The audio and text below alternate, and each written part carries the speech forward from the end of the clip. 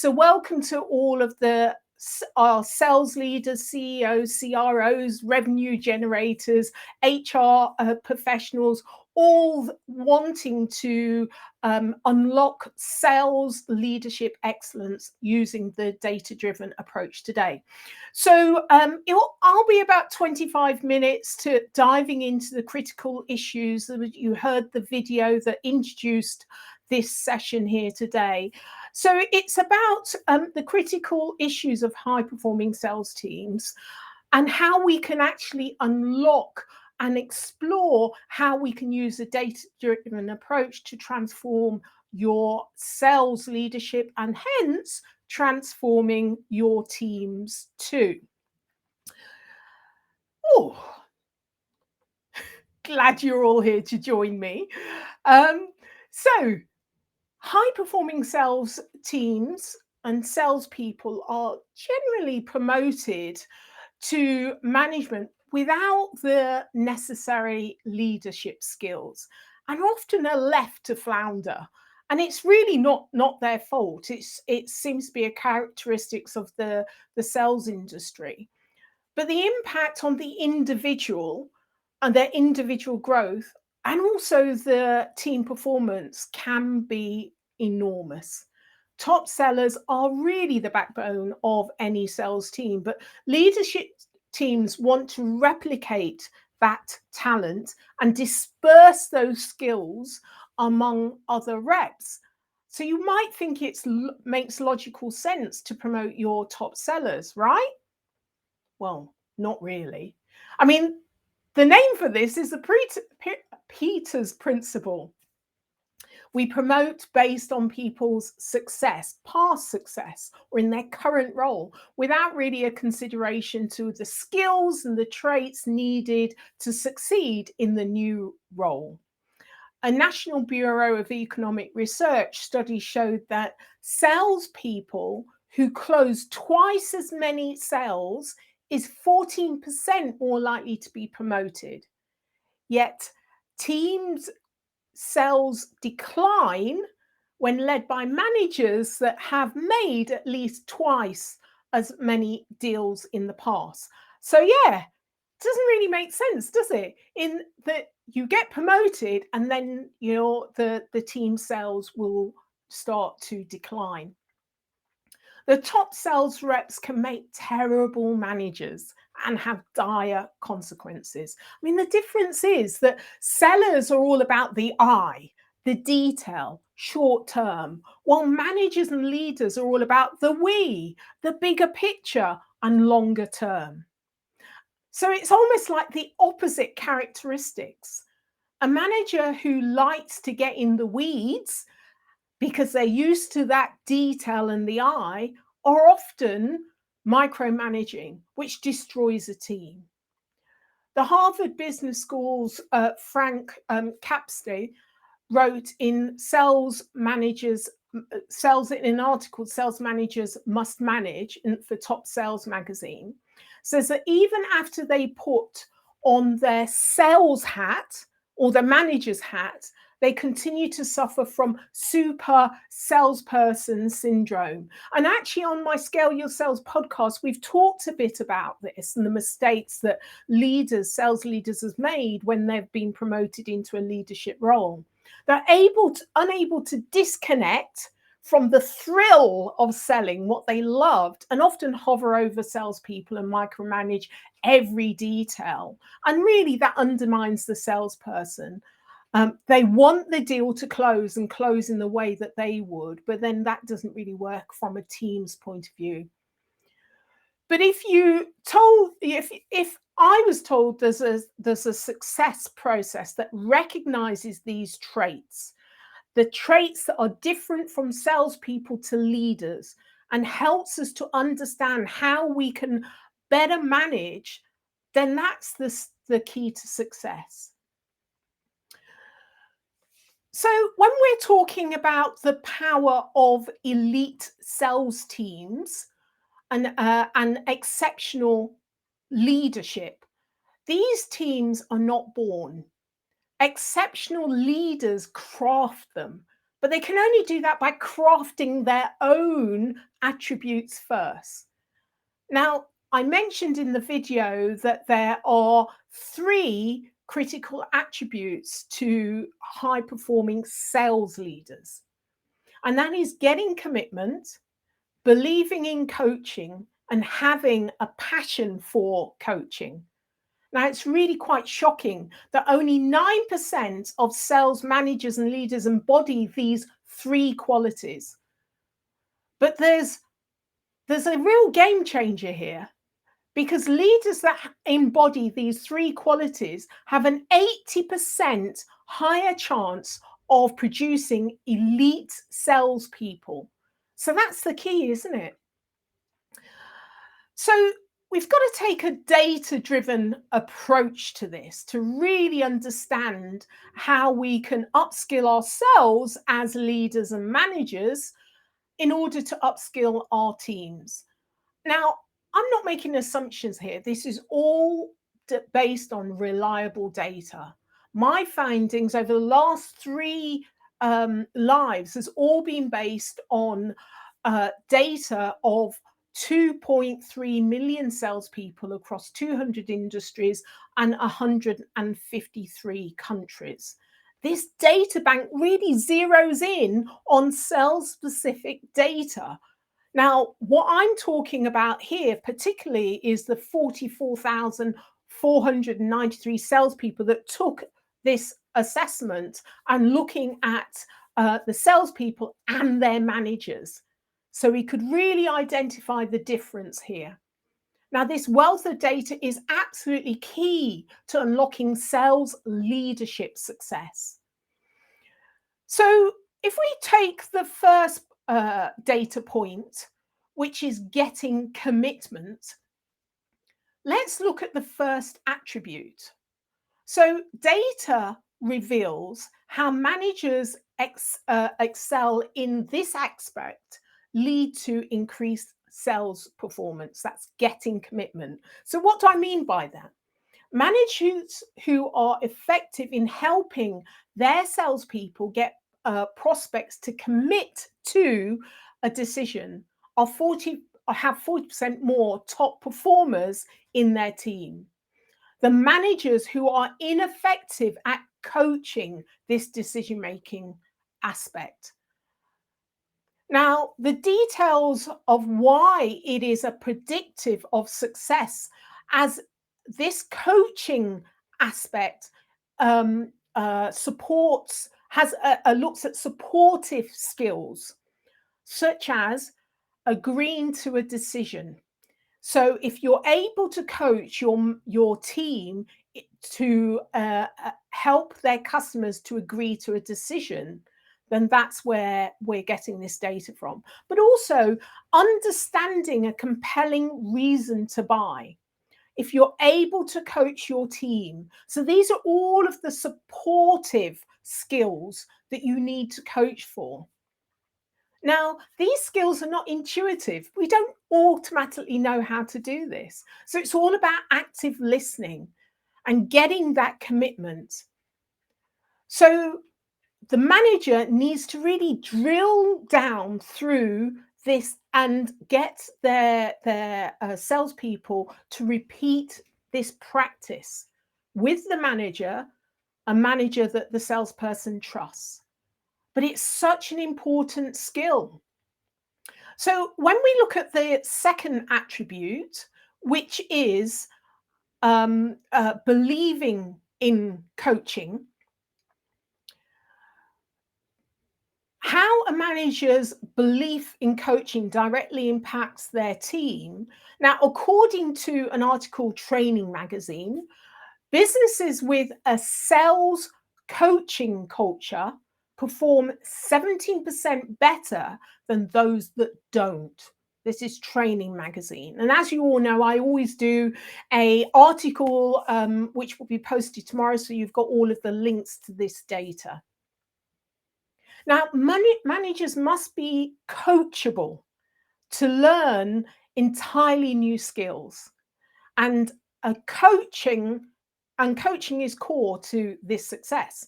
So, what we're saying is that managers need to be coachable in order to coach, to really understand and believe in the skill of coaching. So, our research says that 72% of sales managers that call coaching is not actually coaching because we're not trained on it. We don't have the guidance and direction. Now, let's look at the remaining 28%. Some of it's called coaching. It's kind of close. Now, 12 of that is coaching on strategy, 12%. 9% is coaching on the sales process, pipeline review conversations. And it's really only 7%, which is the tactics of coaching accounts.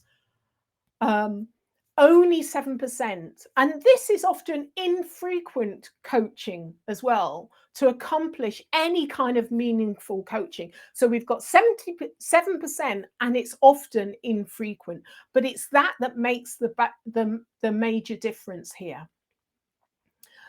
So if we look at the third attribute to this, so the second one is believing in coaching, and the third is having a passion for it as well.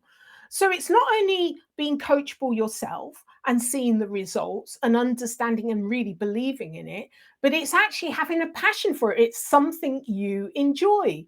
You know when you enjoy doing it, you enjoy lifting up and helping and supporting others, and you see the results from it, you're going to do it more, and it's not going to be so infrequent. So you're going to have a bigger impact on the team.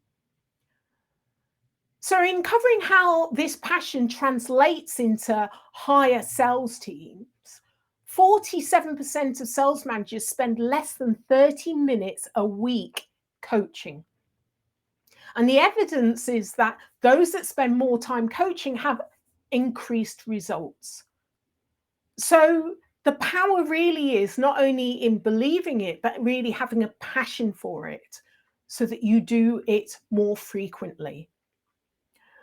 So when we look at the path forward, having taken on these three attributes as a sales leader, it's really about when you're moving from a successful seller into the role of manager and leader, you're really embracing a whole new identity. You're moving from the I to the we, and all of the skill sets that you need in order to adopt that.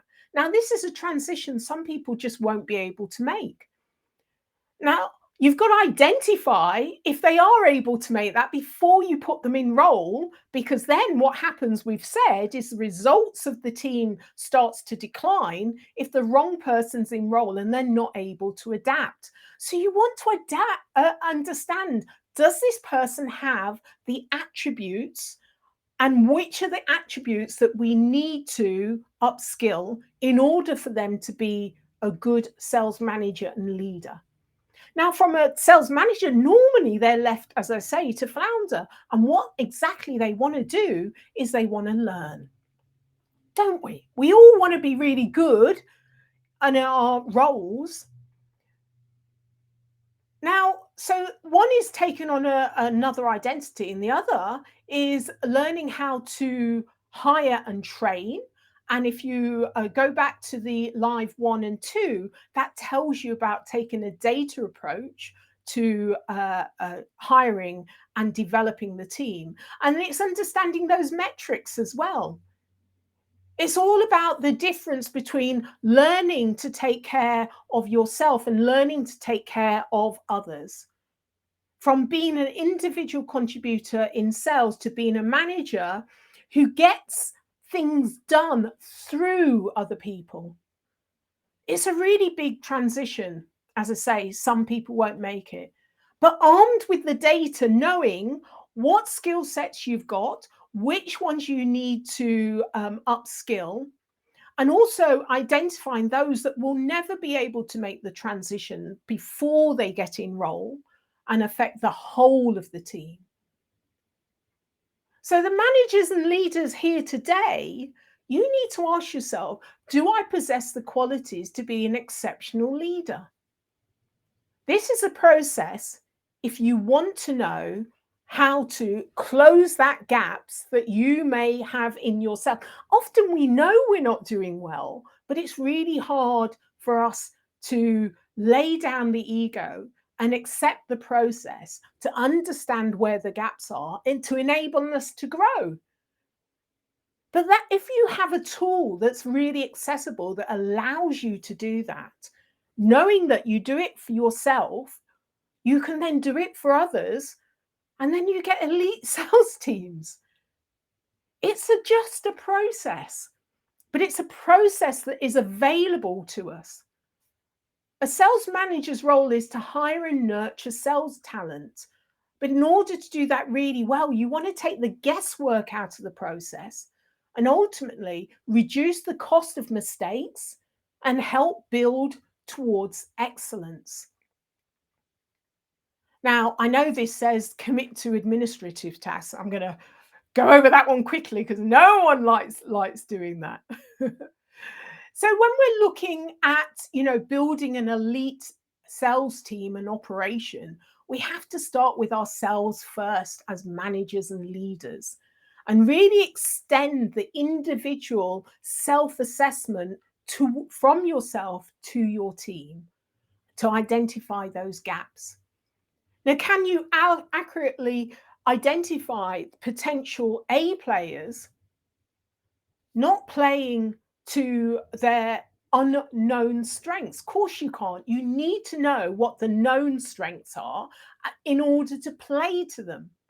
Now, imagine if you were armed with the coaching notes for that individual to help them, to coach them from being perhaps a B player to an A player, or to help A players understand what are their unique strengths.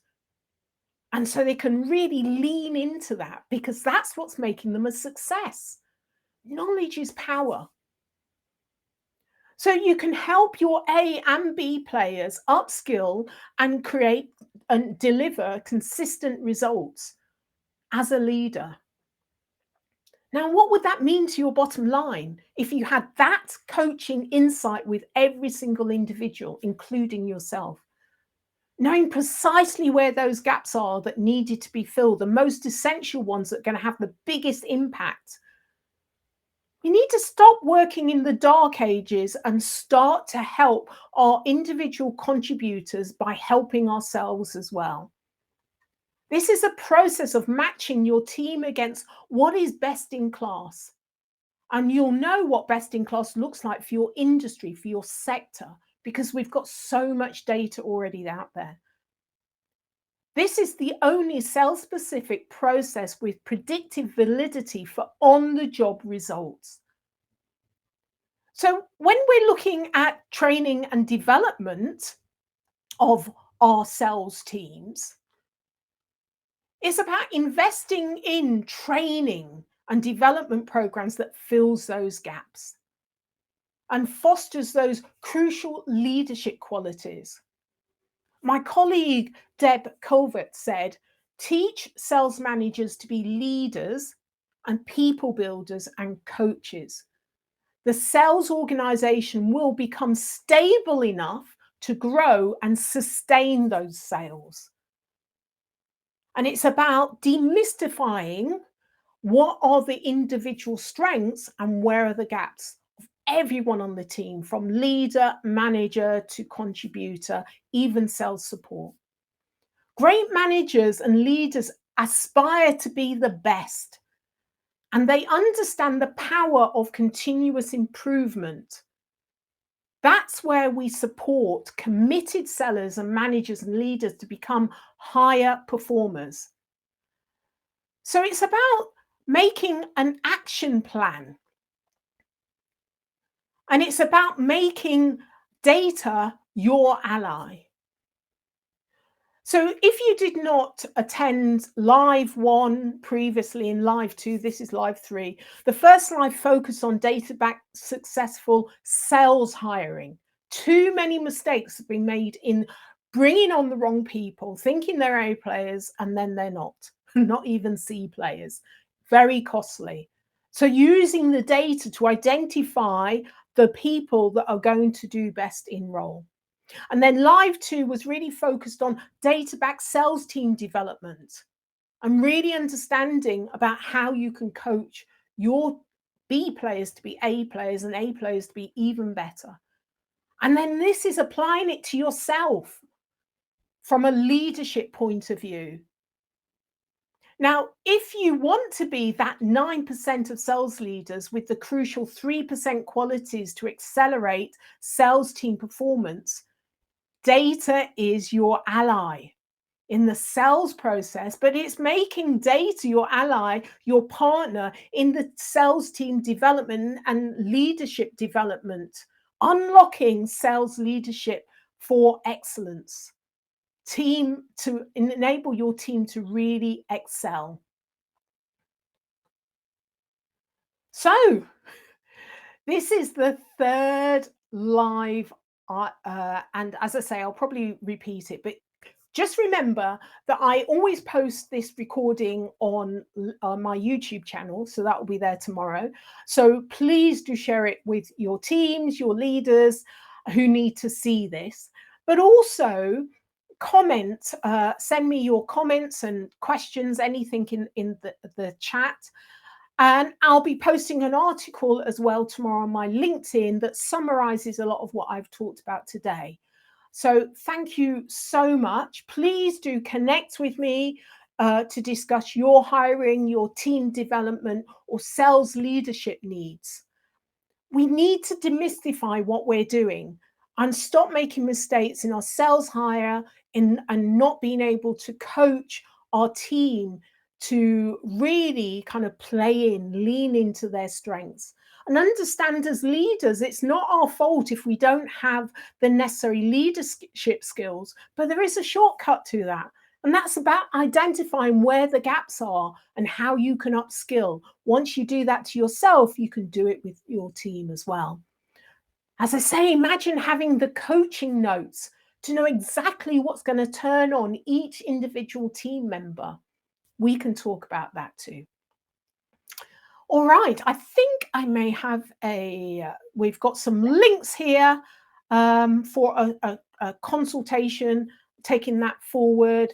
Yeah, thank you so much. Please do, as I say, connect with me. Any questions, I will answer them offline and book in a consultation with me. Hopefully you've enjoyed this third of my 3 live sessions. I've very much enjoyed talking to you and presenting this material to hope to demystify how you can make data an ally in order to build your elite sales teams. Thank you very much.